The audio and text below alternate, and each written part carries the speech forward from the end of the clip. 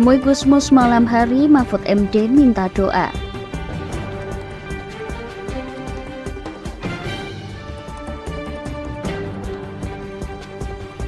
Dua pria diringkus usai beli sepeda motor menggunakan uang palsu.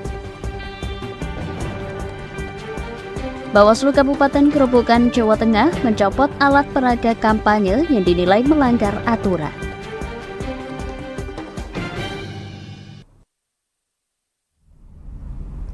Selamat sore pemirsa, bersama saya Puji Lestari, inilah Jateng hari ini.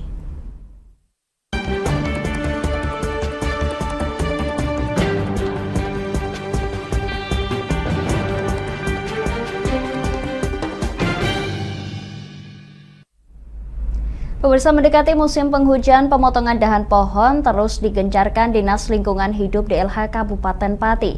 Namun tingginya pohon di Jalan Panglima Sudirman menemui kendala lantaran jangkauan armada kren DLH Pati hanya 15 meter.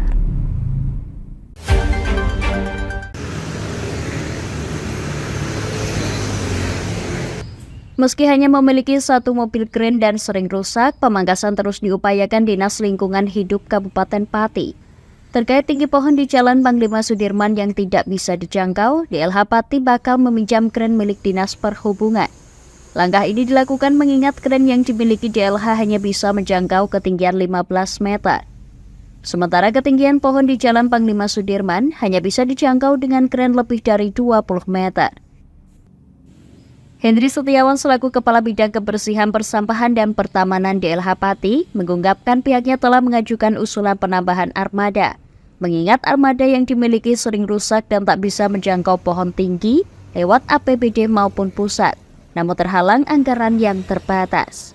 Waktu dekat ini kita akan melaksanakan pengeprasan full di 3 ruas jalan tersebut.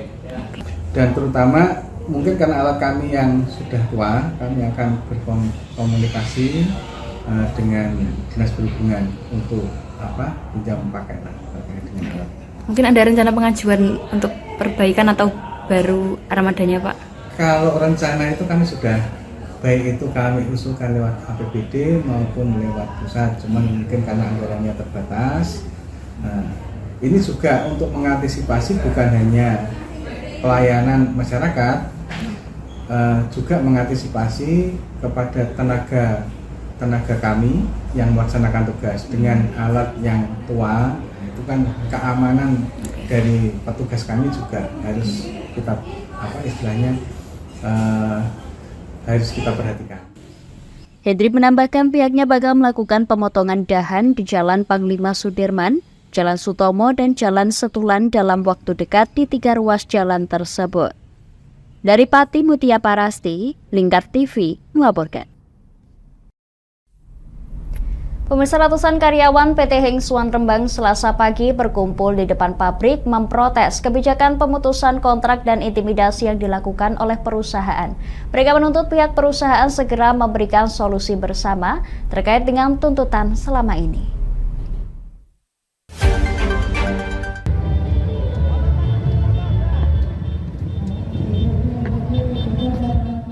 Ratusan karyawan PT Heng Suan sejak pukul 7 waktu Indonesia Barat sudah berorasi di depan pabrik menyuarakan tuntutan mereka dan melanjutkan orasi di DPRD setempat. Ratusan karyawan pabrik tas tersebut memprotes adanya pemotongan gaji yang dilakukan oleh perusahaan dan meminta adanya waktu untuk beribadah. Mereka juga menyoroti pemutusan kontrak sepihak yang dilakukan perusahaan. Koordinator lapangan Zainal mengatakan beberapa tuntutan tersebut sudah 2 bulan mereka sampaikan namun tak diindahkan. Untuk itu pihaknya menginginkan adanya campur tangan dari pemerintah sebagai penengah agar sama-sama mendapatkan solusi terbaik. Dari PT Heng Suan Internasional, Pasar Bagi, Kebang. Terus tuntutannya apa ini? Tuntutannya kita banyak, Bapak. Terkait intimidasi perusahaan ke karyawan itu sangatlah banyak. Kita jam molor, kita beribadah juga nggak dikasih waktu. Terus banyak slip gaji yang sudah izin tapi dipotong, UMR dipotong. Banyak sekali, Bapak. PP pun belum disahkan, peraturan perusahaan belum disahkan sama sekali. Padahal sudah 2 tahun berdiri tapi ternyata PP belum disahkan, peraturan perusahaan belum disahkan. Sedangkan perusahaan itu kan 10 karyawan, kalau sudah punya 10 karyawan PP harus dibuat baru disahkan Bapak. Untuk keluhan-keluhan itu sudah disampaikan sama manajemen? Sudah, tapi manajemen angkat tangan. Bahkan pun SP yang kitanya tahu, waktu SP itu kan 6 bulan. Tapi ternyata dari manajemen memperlakukan SP itu 1 tahun. Itu undang-undang dari mana, dasar apa gitu. Zaida menambahkan sudah 2 tahun berdiri, ternyata hingga sekarang peraturan perusahaan belum dibuat. Semua keluhan sudah mereka sampaikan ke pihak manajemen, namun tidak ada tindakan sama sekali. Dari Rembang, Vicky Rio, Lingkar TV melaporkan.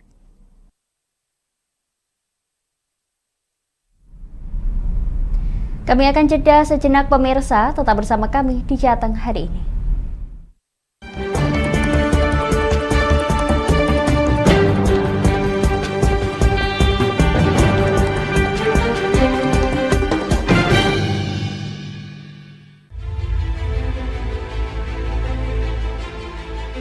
Memberikan pinjaman uang kepada saya dengan bunga 8% per bulan. Membedah opini narasumber, menggali lebih dalam untuk mendapatkan perspektif baru yang lebih faktual. Masalahnya, nota perbaikan kapal itu semua ada di saya. Kenapa Tomo bisa menunjukkan? Demi mendapatkan informasi yang solutif dan terpercaya. Dalam Bedah Opini, setiap Rabu jam 11 siang hanya di Lingkar TV.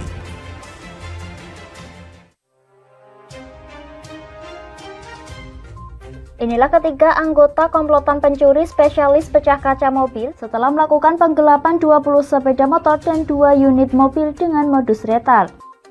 Merangkum semua peristiwa sebagai berita yang penuh fakta.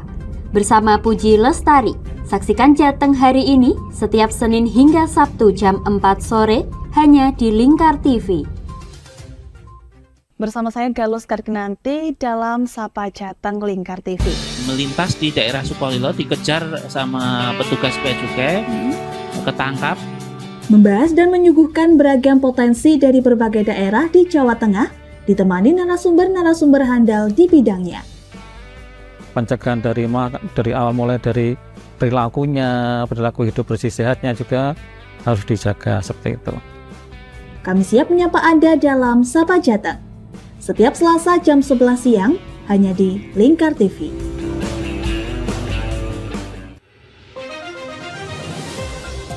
Modus kedua pelaku ini berpura-pura kehabisan bahan bakar kendaraan. Setelah pelaku dibantu, mereka kemudian melakukan kekerasan dan mengambil paksa sepeda motor korban. Saat tiba di lapangan terbang Okbab, rombongan langsung dihadang 5 orang yang mengaku sebagai anggota KKB. Yakni melakukan bujuk rayu kepada korban yang merupakan santriwati pada momen kegiatan belajar mengajar khusus. Menyajikan informasi-informasi hangat dan terpercaya bersama Kabar Indonesia setiap Senin hingga Sabtu jam 7 pagi hanya di Lingkar TV.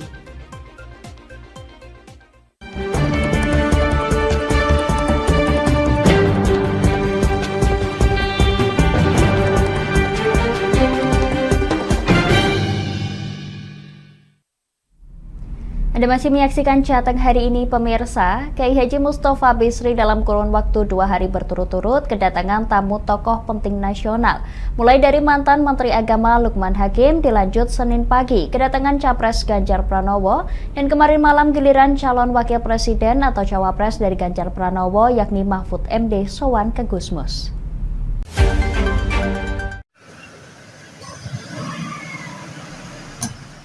Cawapres dari Ganjar Pranowo Mahfud MD Senin malam berkunjung ke kediaman Kiai Haji Ahmad Mustafa Bisri di Leteh Rembang sekitar pukul 18:15 bersama rombongan. Pertemuan dengan ulama kota Rembang tersebut berlangsung sekitar 2 jam secara tertutup. Mahfud yang memakai baju putih, celana panjang hitam dan peci membantah kedatangannya di kediaman Gusmus meminta dukungan politik. Dalam pertemuan tersebut, Mahfud juga memberitahukan ke Gusmus terkait keikutsertaannya dalam kontestasi calon presiden dan wakil presiden 2024. Saat ditemui awak media, Mahfud MD mengatakan agenda pertemuan dengan Gusmus ini adalah berdoa bersama untuk kebaikan bangsa dan negara. Gusmus, ya saya mau beri informasi aja bahwa saya ikut kontestasi politik, tetapi saya hanya minta doa yang terbaik bagi bangsa negara Indonesia. Tanggapan dari Gus bagaimana Pak? Ya saya tadi berdoa, minta doa, ya berdoa bersama-sama. Tetapi tidak ada urusan mendukung atau apa. Yang didukung adalah kebaikan Indonesia, sehingga doanya untuk Indonesia agar lebih baik itu yang diminta kepada Allah tadi, tidak kita. Pak, besok pengundian nomor urut capres dan cawapres Pak. Ya, ingin nomor berapa Pak? Kira-kira ingin nomor berapa Pak? Bagi saya nomor itu sama saja. Saat disinggung terkait dengan nomor urut capres-cawapres, Mahfud mengatakan tidak ada keinginan khusus. Nomor urut berapapun semua baik dan bagus. Ia hanya meminta doa saja. Dari Rembang, Vicky Rio, Lingkar TV melaporkan. Pemirsa, Bawaslu Kabupaten Grobogan bersama Satpol PP secara serentak menertibkan alat peraga kampanye atau APK yang dinilai melanggar. Sebelumnya, Bawaslu sendiri telah memberikan batasan waktu kepada partai politik untuk melepas APK secara mandiri.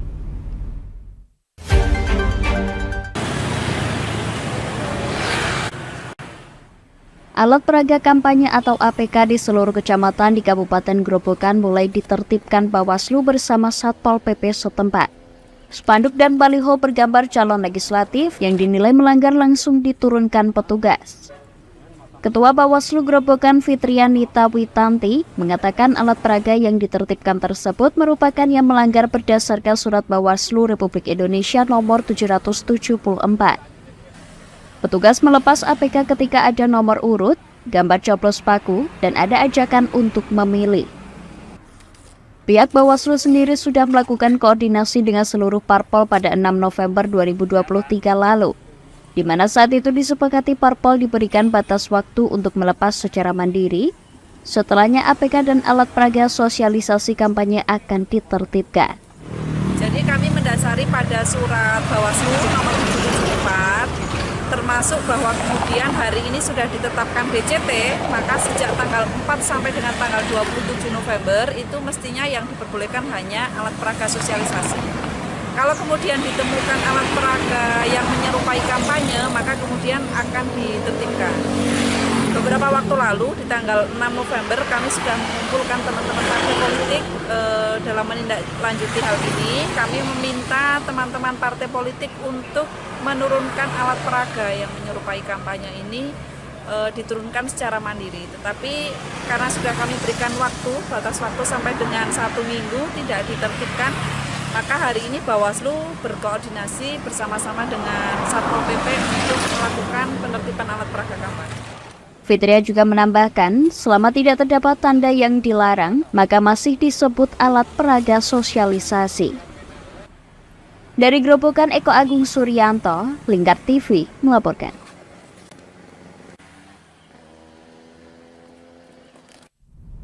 Pemirsa, kami akan kembali setelah jeda pariwara berikut ini. Tetap bersama kami di Jateng hari ini.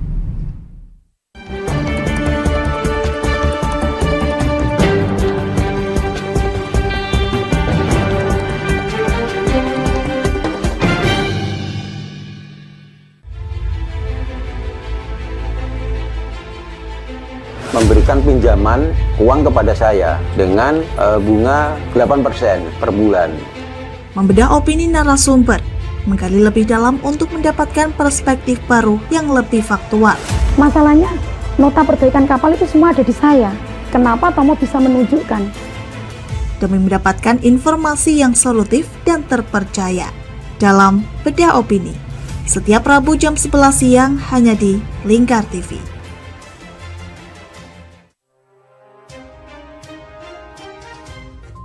Inilah ketiga anggota komplotan pencuri spesialis pecah kaca mobil setelah melakukan penggelapan 20 sepeda motor dan 2 unit mobil dengan modus retard. Merangkum semua peristiwa sebagai berita yang penuh fakta. Bersama Puji Lestari, saksikan Jateng hari ini setiap Senin hingga Sabtu jam 4 sore hanya di Lingkar TV.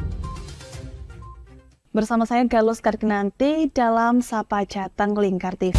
Melintas di daerah Sukolilo dikejar sama petugas bea cukai, ketangkap. Membahas dan menyuguhkan beragam potensi dari berbagai daerah di Jawa Tengah, ditemani narasumber-narasumber handal di bidangnya. Pencegahan dari awal mulai dari perilakunya, perilaku hidup bersih sehatnya juga harus dijaga seperti itu. Kami siap menyapa Anda dalam Sapa Jateng. Setiap Selasa jam 11 siang, hanya di Lingkar TV.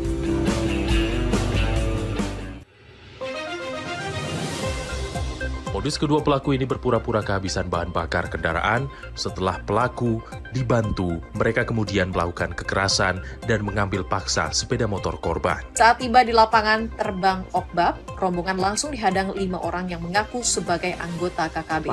Yakni melakukan bujuk rayu kepada korban yang merupakan santriwati pada momen kegiatan belajar mengajar khusus.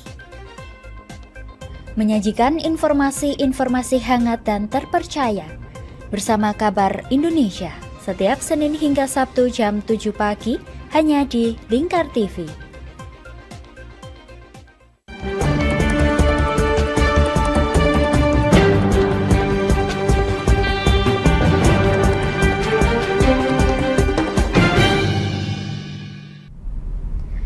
Pemirsa, 2 pengedar uang palsu dibekuk petugas Satreskrim Polres Brebes, Jawa Tengah. Keduanya ditangkap setelah menggunakan uang palsu untuk membeli sepeda motor.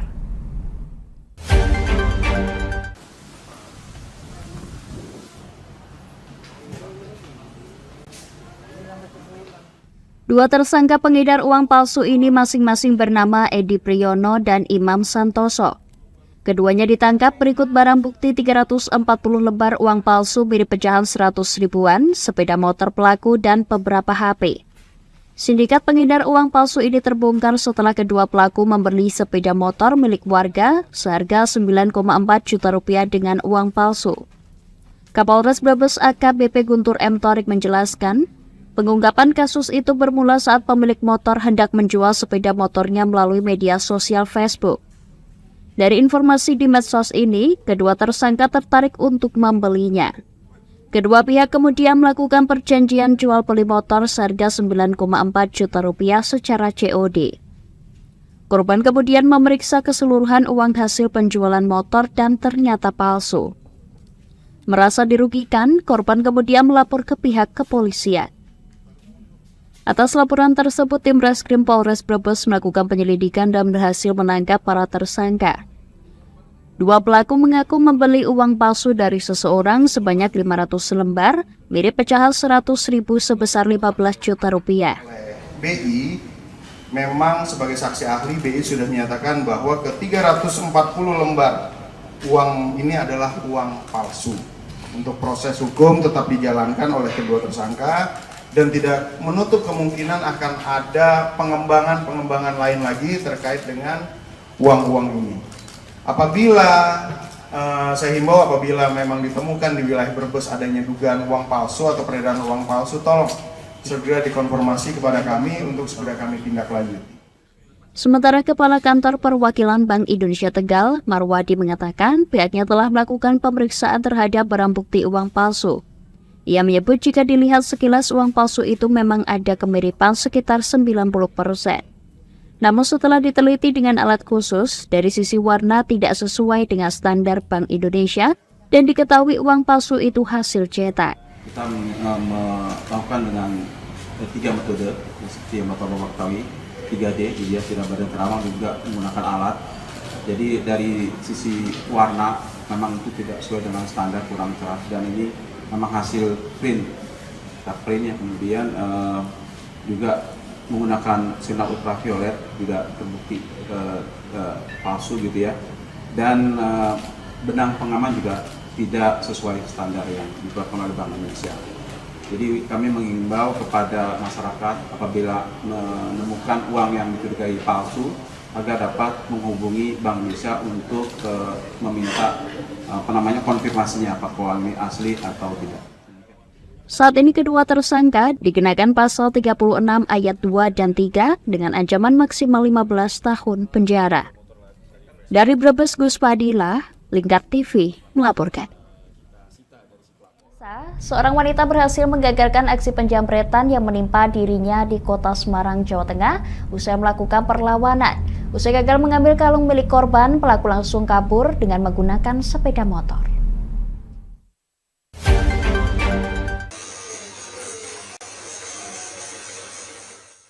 Inilah rekaman CCTV saat Valentina Harjiwati melakukan perlawanan terhadap pelaku penjambretan di depan rumahnya di Jalan Arya Mukti, Kecamatan Pedurungan, Kota Semarang. Dari rekaman kamera CCTV, pelaku dengan mengendarai sepeda motor mendatangi korban yang saat itu berada di depan rumahnya hingga terjadi penjambretan. Menurut korban, awalnya pelaku datang menanyakan alamat. Tanpa menaruh curiga, korban pun keluar dari pintu pagar rumah untuk menunjukkan arah jalan yang ditanyakan. Pelaku langsung menarik kalung korban hingga terjadi tarik-menarik. Korban yang berusaha mempertahankan perhiasannya justru terjatuh hingga terseret sejauh 5 meter dan mengalami luka pada bagian tangan dan kaki. Ganisa mana begitu? Terus saya coba jawab dari pagar pintu itu sama si gondelan begitu. Ganisa sebelah sana masnya kebelabasan, ini kan Arya Mukti, saya bilang gitu. Terus udah gitu tak kasih arah, petunjuk arah gitu kan, ke sana. Dia muter motor gitu. Jadi arah ke timur, dia langsung ke barat. Arah ke barat. Jadi saya juga nggak merhatiin, yang penting dia itu tanya tak jawab gitu kan. Terus akhirnya dia muter, mana Bu? Minta ketegasan lagi. Otomatis saya kan selangkah maju lagi kan, dengan nunjukin arah itu ke sana. Nah saat itu dia pakai motor begini, tangan kirinya itu yang ngerangge, ini saya gitu kan. Nah karena saya sudah pegang ininya, saya berarti orang ini jahat, saya gitu kepikiran tuh, di nalar saya orang ini jahat. Akhirnya tangan saya refleksnya juga ke sini, karena saya pakai kalung gitu kan. Terus dia mau jalan ke sana, saya berusaha ngondeli awake. Tak rangkul gini, tak gondeli gini, tak arahkan minggir ke itu. Tembok. Ke tembok, ke pohon mangga itu sama belimbing itu. Supaya nanti kalau jatuh bareng dia itu bisa tertahan gitu loh, orangnya nggak bablas gitu loh. Tapi karena dia juga pawaan gitu, licik gitu ya. Akhirnya dia ngegas. Nah, gandulan saya ini melorot, saya ini dua lutut ini kena polisi tidur, akhirnya jatuh, saya tengkurap gitu. Polisi yang mendapatkan laporan dari korban akan melakukan penyelidikan meski pelaku gagal mendapatkan perhiasan korban. Belum, jadi perhiasan masih di ibu, jadi belum berhasil diambil oleh pelaku. Terus untuk saat ini penanganan seperti apa Bu? Kami sudah olah TKP, kemudian kami sudah mengumpulkan bukti, rekaman CCTV dan lain-lain. Saat ini sedang dalam penyelidikan. Polisi saat ini masih mengumpulkan sejumlah barang bukti termasuk rekaman CCTV dan memintai keterangan sejumlah saksi untuk mencari pelaku. Dari Semarang, Hinufan, Lingkar TV melaporkan. Pemirsa, kami akan kembali setelah jeda pariwara berikut ini. Tetap bersama kami di Jateng hari ini.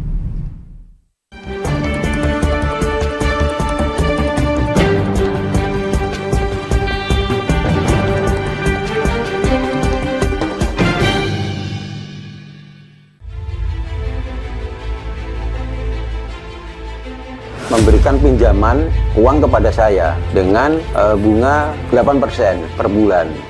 Membedah opini narasumber, menggali lebih dalam untuk mendapatkan perspektif baru yang lebih faktual. Masalahnya, nota perbaikan kapal itu semua ada di saya. Kenapa Tomo bisa menunjukkan? Demi mendapatkan informasi yang solutif dan terpercaya dalam Bedah Opini. Setiap Rabu jam 11 siang hanya di Lingkar TV.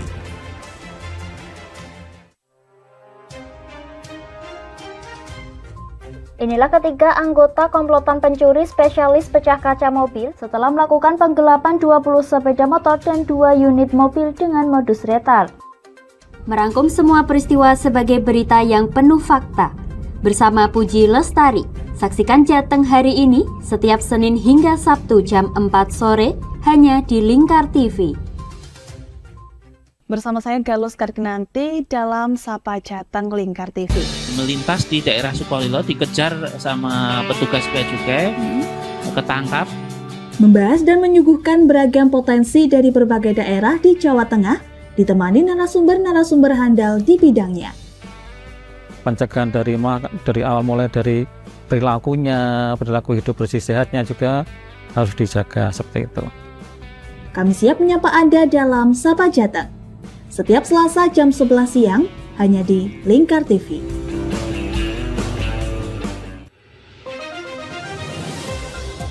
Modus kedua pelaku ini berpura-pura kehabisan bahan bakar kendaraan. Setelah pelaku dibantu, mereka kemudian melakukan kekerasan dan mengambil paksa sepeda motor korban. Saat tiba di lapangan terbang Okbab, rombongan langsung dihadang 5 orang yang mengaku sebagai anggota KKB. Yakni melakukan bujuk rayu kepada korban yang merupakan santriwati pada momen kegiatan belajar mengajar khusus. Menyajikan informasi-informasi hangat dan terpercaya bersama Kabar Indonesia setiap Senin hingga Sabtu jam 7 pagi hanya di Lingkar TV.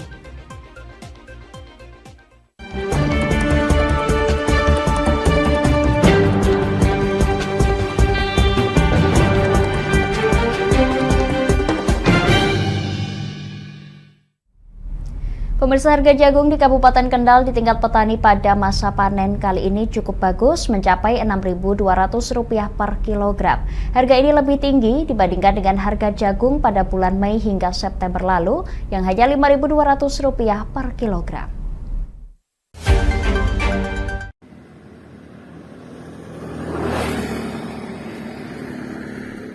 Ketua Kelompok Tani Ngudi Makmur Desa Jenarsari, Kecamatan Gemo, Jaswadi mengatakan, harga jagung pada masa panen sekarang cukup bagus. Menurutnya, jika harga jagung di bawah Rp4.000 per kilogram, maka petani tidak mendapatkan keuntungan. Sayangnya hasil panen jagung pada masa panen ke depan mengalami penurunan. Rata-rata per hektar hanya mendapatkan 5 ton jagung. Padahal dalam kondisi normal bisa mendapatkan panen 6 ton per hektar. Dilaku sama para pengepul hampir 200. Sebelumnya 52 di bulan 7, 8, 9, sekarang 6. Naik ya? Ya. Kalau untuk produksinya kan ini keringan, ada penurunan atau gimana Pak? Produksi memang menurun karena memang cuaca air ya, airnya kurang. Jadi kita sudah berusaha memompa air, tapi karena airnya cuaca cukup panas, produksi menurun. Yang biasanya kita per hektar sekitar 6 ton begitu, karena 5 ton atau 4,5 kurang lebih terus harga agak naik tapi produksinya. Kepala Bidang Tanaman Pangan dan Hortikultura Dinas Pertanian dan Pangan Kendal, Indrawanti, mengatakan cuaca panas yang ekstrim merupakan salah satu penyebab produksi panen jagung mengalami penurunan. Namun penurunan hasil produksi jagung tidak terlalu signifikan, sehingga target produksi jagung yang ditentukan oleh pemerintah masih terlampaui. Jagung sekitar 33.000 hektar, jadi memang angka di kabupaten seperti itu. Terkait dengan padi dan jagung, Kendal itu surplus, jadi bisa memenuhi terkait dengan konsumsi. Kalau yang jagung ya terkait dengan ternak, juga terkait dengan kebutuhan makan. Kalau padi dan jagung Kendal alhamdulillah aman. Luasan 35.000 hektar untuk yang padi, kemudian yang jagung 33.000 hektar di angka itu. Kalau hasil panennya? Targetnya insya Allah memenuhi sesuai dengan target yang dibuatkan di kabupaten.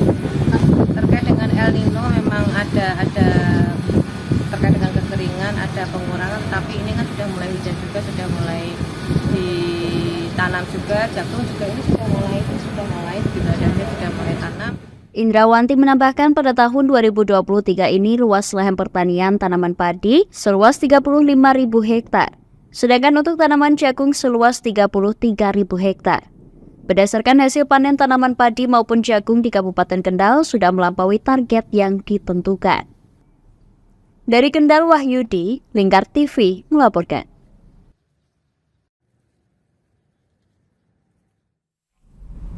Pemirsa, pemerintah Kabupaten Kendal melalui BPBD dan Basnas memberikan bantuan air bersih kepada masyarakat yang terdampak bencana kekeringan di Dusun Robyong, Desa Curug Sewu, Kecamatan Patean. Diketahui masyarakat di dusun tersebut mengalami kekeringan sejak bulan Juli 2023.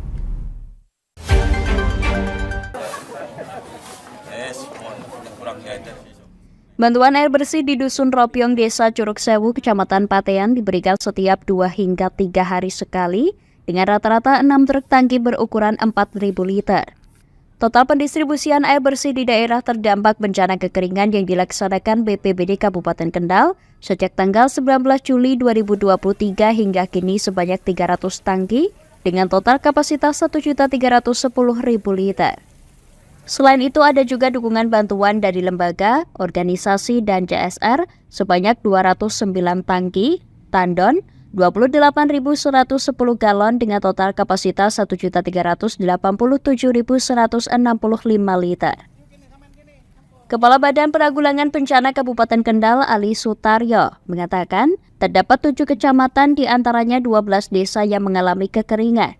Kondisi ini terjadi tahunan, tapi jumlah yang terdampak paling banyak tahun ini yang terdampak karena dampak El Nino. Tidak di sini semua, tapi kita sebar kepada desa-desa lain yang dalam hal ini di dukuh-dukuh yang lain, termasuk di Sidokumpul dan juga di Robyong ini.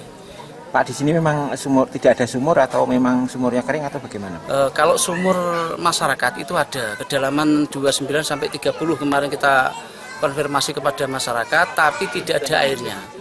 Sehari itu paling kalau disedot itu hanya dapat 2 ember. Seperti itu. Jadi kemarin sempat di sini telah 1 minggu itu padan jerit, wah di sini tidak bisa apa-apalah istilahnya sebenarnya, karena airnya itu kita sehari hanya dapat 2 ember saja. Di Kendal yang sudah kita di siaga bencana itu ada 7 kecamatan, 12 desa. Nah, desa itu bukan terujung pada desanya saja, tapi di dukuhnya. Misalkan ada 5 dukuh, 6 dukuh, berarti kita nanti distribusinya ke dukuh masing-masing. Ini karena tahunan seperti ini atau karena ada dampak dari musim? Sebenarnya tahunan, tapi paling parah tahun ini yang paling banyak. Sementara Ketua Basnas Kabupaten Kendal Samsul Huda mengatakan, saat ini di Desa Robyong mendapatkan bantuan air bawah tanah dari provinsi. Nantinya Basnas akan memfasilitasi pipa saluran air sepanjang 600 meter. 28 tangki itu kita sebar di seluruh dusun yang membutuhkan di Kabupaten Kendal. Kebetulan hari ini kita agendakan di Dusun Robyong, ya, Desa Curug Sewu. Hari ini kita mulai, nanti terus berlanjut bersama dengan BPDB untuk mendistribusikan air bersih itu di semua penduduk dusun yang membutuhkan. Kita dari Basnas membantu 28 tangki. Tadi sudah koordinasi dengan pihak desa dan tokoh masyarakat, insya Allah dari Basnas nanti membantu pipanisasi jalur utama. Tadi disebut ada sekitar 600 meter yang dibutuhkan, nanti kita bantu juga untuk pipanisasi jalur utama, untuk SR-nya nanti biar warga sendiri masang ke rumah-rumah. Seorang warga Dusun Robyong, Walia, menuturkan bahwa sumurnya sejak bulan Juli mulai kering, sehingga untuk kebutuhan minum, masak, dan mandi mengandalkan bantuan saja. Kalau awal-awal 2 hari sekali. Memang masyarakat tidak ada sumur atau bagaimana, Bu? Sini? Ada sumur, tapi kalau kalau musim kemarau kayak gini kering. Oh, kering, nggak cukup. Habis ya. Kalau kedalamannya berapa rata-rata sumurnya? Sekitar 25-an. 25 meter ya. Iya. Bu, harapannya masyarakat dengan adanya bantuan air dari BPBD ataupun yang lain seperti apa? Ya, kami sangat berterima kasih ya atas bantuannya, sangat bermanfaat buat kami di saat musim kekeringan ini. Bupati Kendal Diko M. Ganinduto menjelaskan, pihaknya terus berupaya mengatasi masalah kebutuhan air bersih yang dialami warga. Jadi sebenarnya di Desa Curug Sewu ini bukan hanya terkait dengan kekeringan karena di musim kemarau, tapi memang di sini belum ada sumur air untuk didistribusikan kepada warga, kurang lebih sekitar 600 kakak. Jadi tahun ini sudah mendapatkan bantuan dari provinsi untuk pelaksanaan pengeboran air bersihnya, pengeboran sumur airnya, sehingga nanti kita akan membantu terkait dengan pendistribusiannya untuk pipanisasinya untuk ke 600 kakak yang ada di 2 dusun ini. Jadi mudah-mudahan setelah ini warga masyarakat yang ada di Desa Curug Sewu ini sudah tidak kesulitan lagi mendapatkan air bersih, dan kita akan terus melakukan koordinasi dengan desa-desa yang lainnya untuk memastikan bahwa kebutuhan pokok yaitu air bersih kepada masyarakat ini bisa mendapatkan bantuan dari pemerintah dan juga berkolaborasi dengan seluruh pihak yang peduli dengan kebutuhan dasar masyarakat yang andal ini. Ada memang kemarin karena musim kemarau ada beberapa, tapi rata-rata itu memang yang di Kendal itu memang karena akses terkait dengan air bersihnya itu memang belum ada. Jadi pipanisasi, terus sumur bor air bersih itu memang masih belum selesai semua karena memang beberapa lokasinya itu terisolasi dan memang perlu penanganan khusus, sehingga memang ini kita hadir pada hari ini untuk bisa terus memberikan bantuan infrastruktur dasar, pipanisasi, air bersih. Pada tahun ini sudah diberikan bantuan dari provinsi untuk pelaksanaan pengeboran air bersih. Proyek tersebut diharapkan bisa cepat selesai agar masyarakat tidak mengalami kesulitan mendapatkan air bersih. Dari Kendal, Wahyudi, Lingkar TV melaporkan.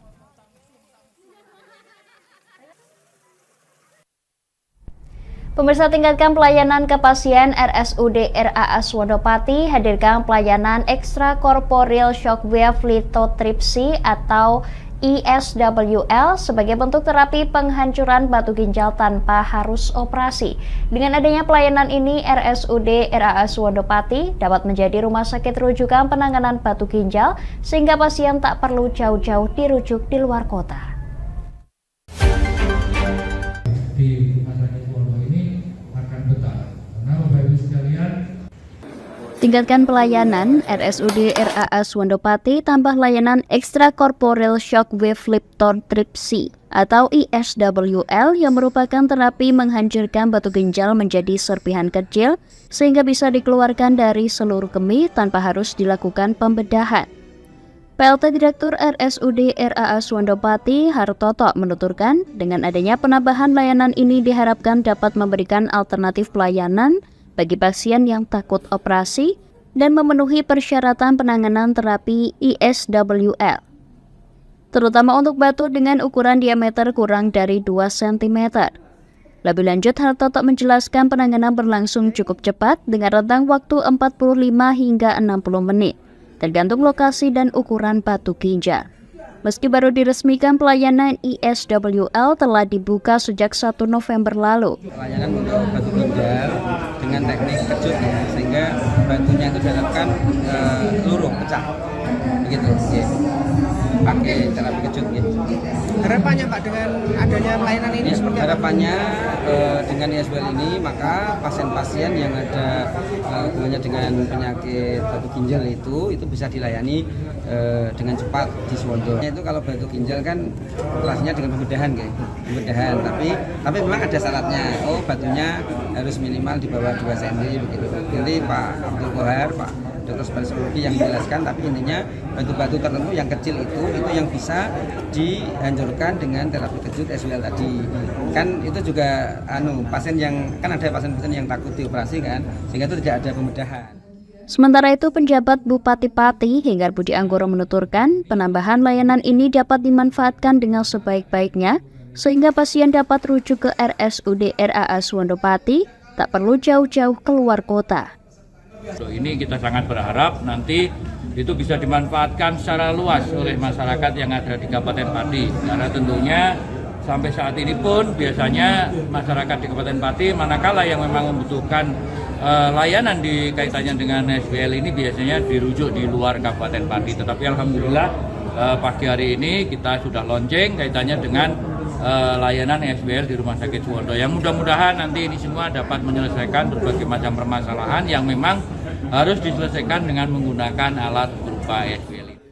Melalui pelayanan ini, RSUD RAS Wondopati berkomitmen untuk dapat terus meningkatkan layanan dan mutu bagi pelayanan kesehatan pasien.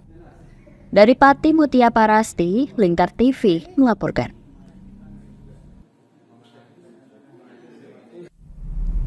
Pemirsa, bagi Anda yang ketinggalan update berita Jateng hari ini, kami telah merangkumnya dalam Flash News JHI berikut ini.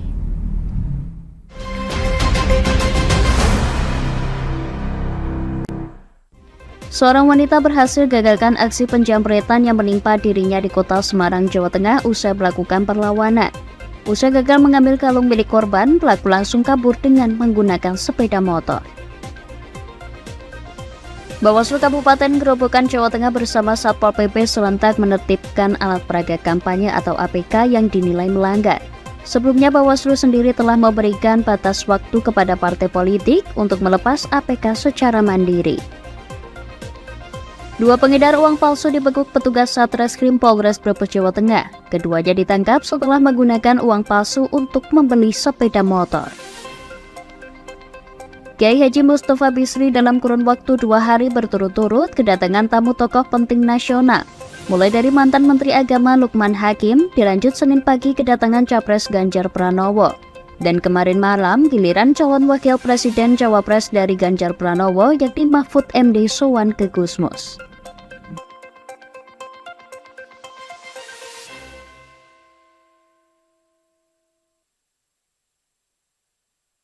Demikian Jateng hari ini pemirsa, saya Puji Lestari dan kerabat kerja yang bertugas pamit dari hadapan Anda. Selamat sore dan sampai jumpa.